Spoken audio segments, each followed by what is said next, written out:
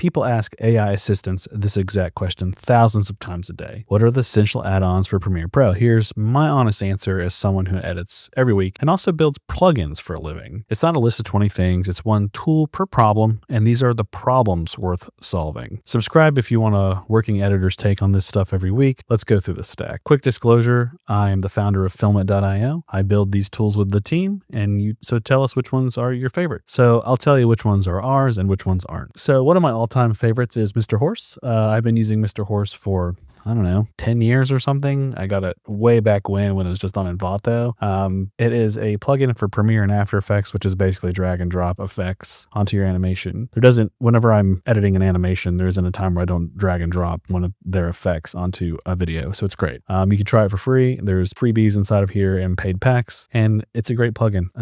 We highly recommend Mr. Horse. They're amazing. Another plugin that is kind of legendary is called Neat Video. It's a denoise plugin for Premiere Pro and whatnot. It's pretty great. It's been around for a long time. Google it. It's awesome. If you have noisy videos, low light, whatever, you can use this to clean up your video. And there it is. It helps clean things up like this to clean it up. It's not perfect, but it's a lot better than what it was originally when you didn't have it denoise. So go try it out. Another one of my all-time favorite plugins is called FilmConvert. I've been using this for a number of years now. I'm not a colorist personally, so this is a driving factor behind how I color a lot of my footage.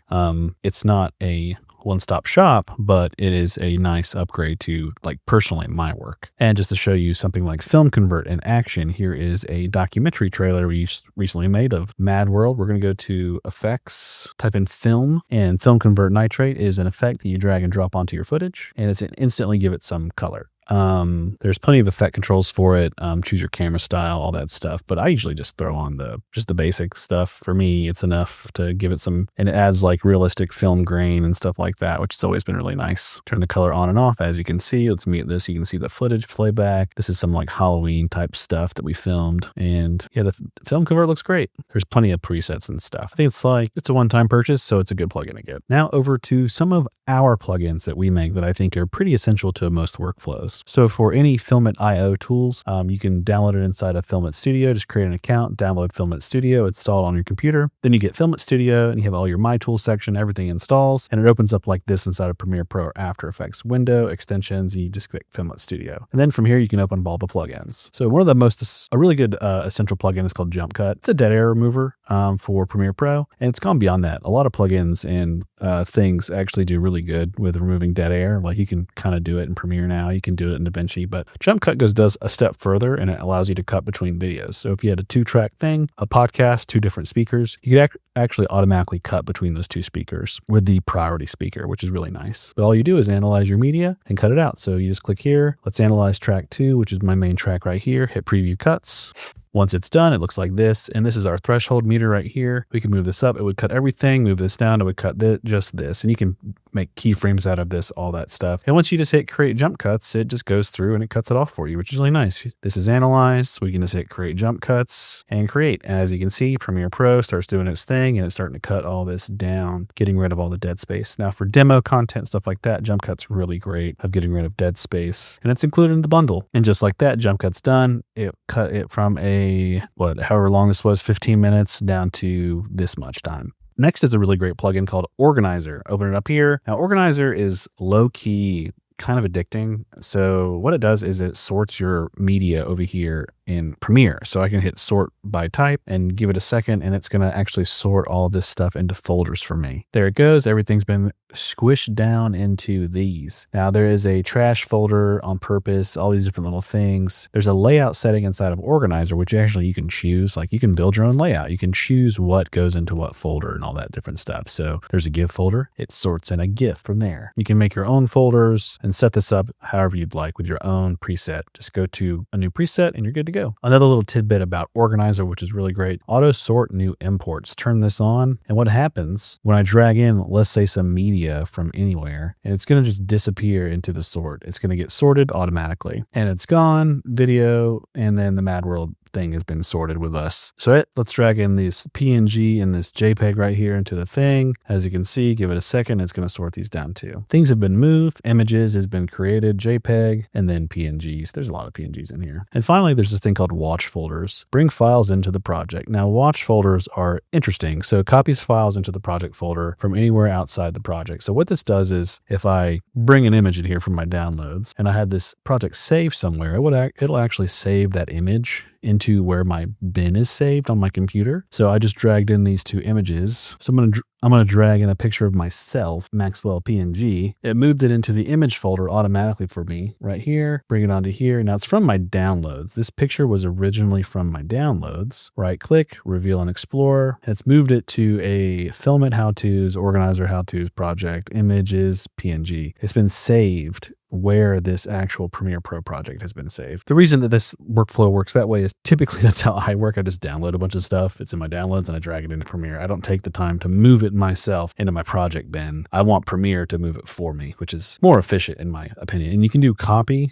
or just move the file in general. So it'll actually take it out of your downloads and from anywhere outside the project or just your downloads folder. And finally, there's an export button. So you can actually export your entire project from Premiere Pro. Yes, you can use Project Manager inside of Premiere Pro to export your entire project and copy it somewhere, but it doesn't respect your bins. So it'll export everything, but none of these bins will show up. But if you use this, it'll export your project and copy it somewhere and reflect your bins and your folder structure, which is really nice. The next plugin is called RoughCut. This is actually quite a popular plugin. I'll give you the quick highlight, but what it does is it analyzes your timelines. You can pick a timeline, an interview, source media, stuff like that. Transcribe and analyze it. You tell it the story. You tell it what deliverables you want. Long form, hero cut, 8 minutes, short form, 6 short form videos that are verticals, and it uses AI to build a rough cut story. And what you do is you click add from your project. Let's click our distiller tour, all these different interviews. These are the raw medias that the original interviews, 2 cameras, as you can see, 2 cameras, A cam, B cam, main wave audio from our Zoom recorder, all these different sequences that are pre-synced. We add these 5 sources. We do transcribe all. It goes very quickly because the transcription runs on the GPU. It's pretty awesome.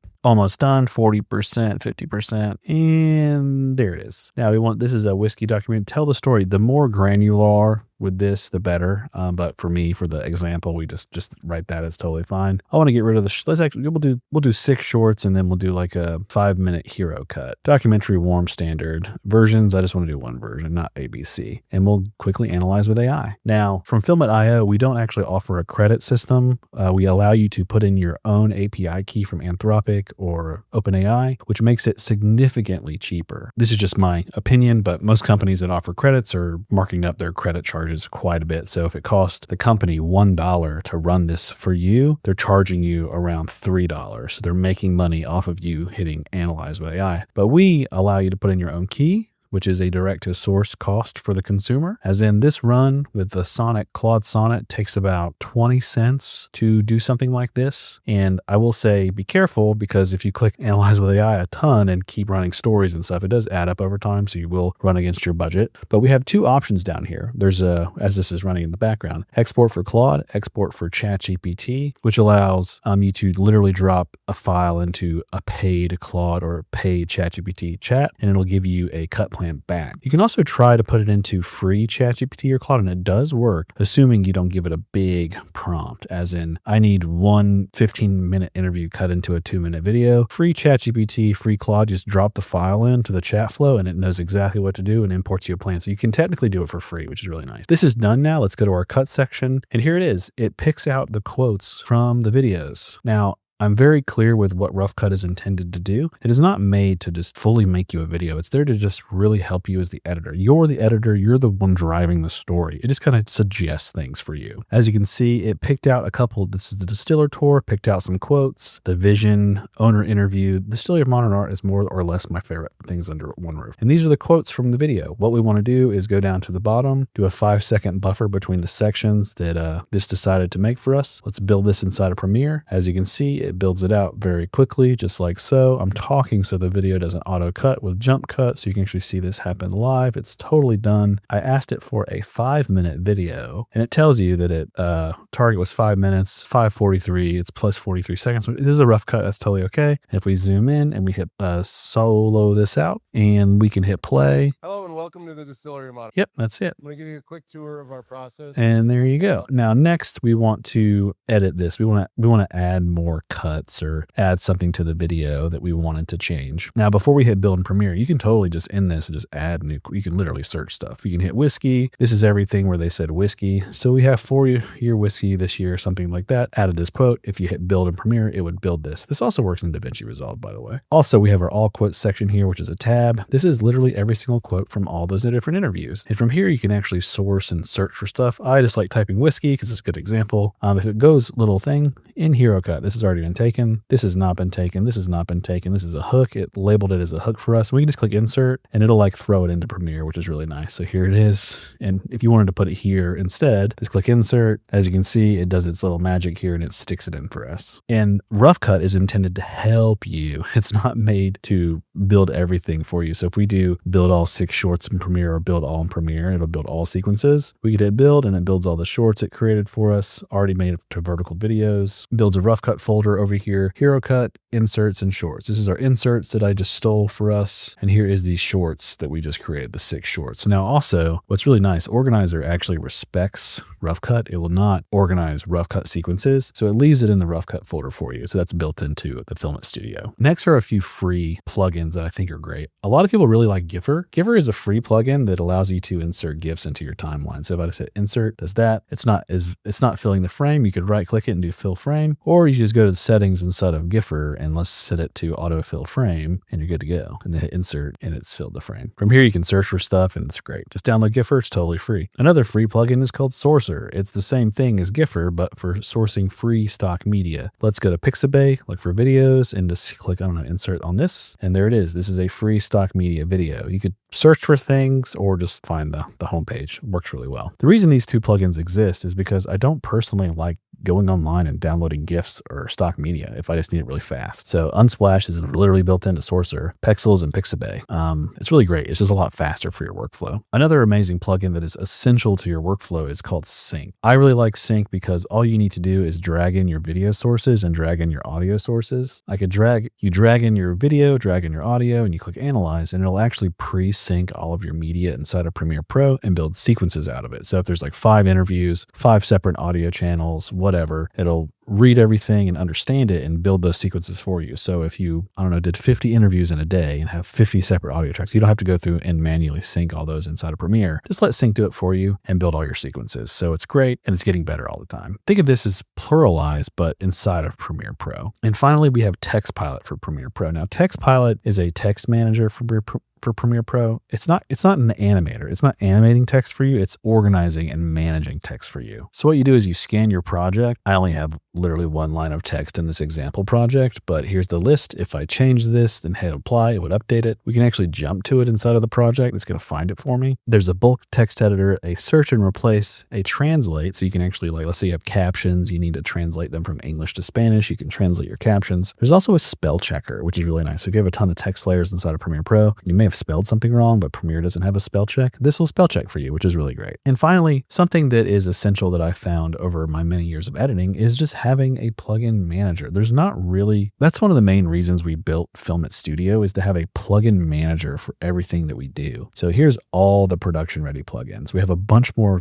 being released, and this is where they update, where they live, and it allows them to live alongside Premiere, DaVinci, and After Effects. And as Adobe releases new updates, we release new updates, and everything updates seamlessly. So you never really have to worry about anything. If you install a new version of Premiere, Filmit Studio figures that out for you and puts all your plugins back in there. So it keeps a nice unified source of truth. And the last 2 really cool things to install from Filmit Studio, along with all the other tools, is Filmit FX and Transitions. So Filmit FX are right here. Also inside of Premiere Pro in your effects window, just type Filmit FX, just type Filmit, and Filmit FX pops up right here, and Filmit Transitions. There's 2 things. And we have a laundry list of effects it's a growing library. We release these all the time, and you can just literally just hit apply effect and let's try out a VHS look on this Mad World thing. It is a 5K video, so VHS looks super clean on here, but as you can see, it's a VHS effect. Let's go to our effect controls. Here it is. And this is the VHS effect. Let's go to some presets, dying VCR, and hit play. It looks like a dying VCR. From here, let's turn this off, go to another effect. Let's do thermal, and that is a creepy thermal effect. Think like the Predator mode. Inside of thermal, there's actually another preset I really like called inverted, cold inverted, which is like an inverted thermal effect, which is kind of neat. And all these effects are included in Filmit Studio along with your plugins. It's all bundled together. Here's a camera shake, just apply it. And if you don't want to apply it from the Filmit Studio window, they're built into here. So let's just let's throw in night vision, just drag and drop onto the footage. And now we have a night vision. Custom presets down here, surveillance, hot bloom, Gen 3. Surveillance is cool. Let's turn off the goggle mask and the vignette. So it's like a nice night vision mode. And along with effects, we also have transitions. So I don't like applying adjustment layer transitions that are usually just presets. So we have some built-in transitions. So you can just click apply, select 2 clips and click apply, and it's going to be a VHS cut. Just like so, VHS cut, let's click it, do a different preset, static cut, and we can try a different. This camera roll transition's pretty cool. Let's apply this and watch it work. So built-in transitions, just like you would imagine to have inside of Premiere Pro. But that is a few plugins that I think are very helpful. Some of the legacy ones that I still use. As you can see, I mean, even I have a good bit of stuff. After Codex, Film Impact Dashboard, Motion, that's a long time one, Motion Array, Motion Factory, Motion Bro, all these other ones that have been great that I've used. Red Giant Universe Dashboard, everybody knows about Red Giant. All these are still installed and I still use them to this day. But that's it. As always, guys, I'm Max. Thanks for watching this video. Thanks for being a part of the channel. And if you're new to the channel, feel free to like and subscribe. And tell me about your favorite plugins. What is essential to your workflow and making things run smoothly? Let me know in the comments. And if you would like a link to download any of these plugins, they're linked down below in the description, also in the article. And if you'd like to try Filmit Studio, there's a 7-day free trial. Just download it and give it a try. It's a lot of fun. You can join our Discord and our Reddit thread to get direct feedback. And inside of Discord, you can chat with me directly. So don't be afraid to speak up if you have any issues. Peace.